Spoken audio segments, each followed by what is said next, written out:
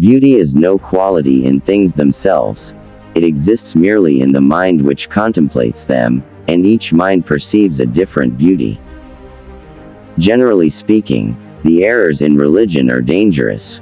Those in philosophy only ridiculous. No man ever threw away life while it was worth keeping. Reason is, and ought only to be the slave of the passions. Adding and sauntering and lounging and dosing, which I call thinking, is my supreme happiness. But the life of a man is of no greater importance to the universe than that of an oyster. Be a philosopher, but, amidst all your philosophy, be still a man. The truth springs from arguments amongst friends. He is happy whose circumstances suit his temper, but he is more excellent who can suit his temper to his circumstance. It is an absurdity to believe that the deity has human passions, and one of the lowest of human passions, a restless appetite for applause. When men are most sure and arrogant, they are commonly most mistaken, giving views to passion without that proper deliberation which alone can secure them from the grossest absurdities. Reason is, and ought only to be the slave of the passions, and can never pretend to any other office than to serve and obey them.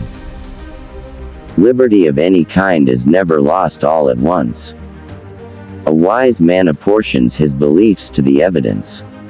The sweetest and most inoffensive path of life leads through the avenues of science and learning, and whoever can either remove any obstructions in this way, or open up any new prospect, ought so far to be esteemed a benefactor to mankind. The identity that we ascribe to things is only a fictitious one, established by the mind, not a peculiar nature belonging to what we're talking about. Heaven and hell suppose two distinct species of men, the good and the bad, but the greatest part of mankind float betwixt vice and virtue. Any pride or haughtiness is displeasing to us, merely because it shocks our own pride, and leads us by sympathy into comparison, which causes the disagreeable passion of humility. Indulge your passion for science, but let your science be human, and such as may avenue a direct reference to action and society. Be a philosopher, but amidst all your philosophy, be still a man. To philosopher and historian, the madness and imbecile wickedness of mankind ought to appear ordinary events. It is possible for the same thing both to be and not to be.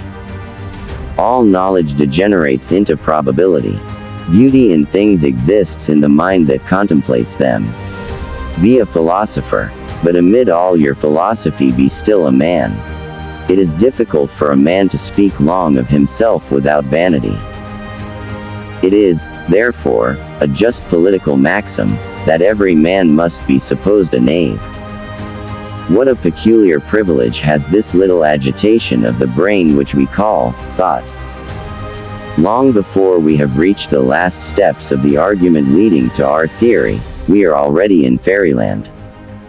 There is no craving or demand of the human mind more constant and insatiable than that for exercise and employment, and this desire seems the foundation of most of our passions and pursuits. Nature is always too strong for principle.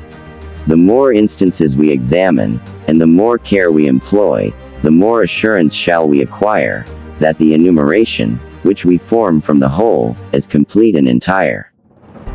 I never knew anyone, that examined and deliberated about nonsense, who did not believe it before the end of his inquiries.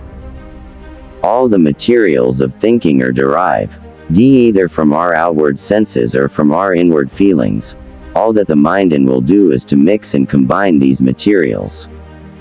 The essential passions of the heart have found a better soil in which it may attain its maturity, remain under less restraint, and extended into its natural state.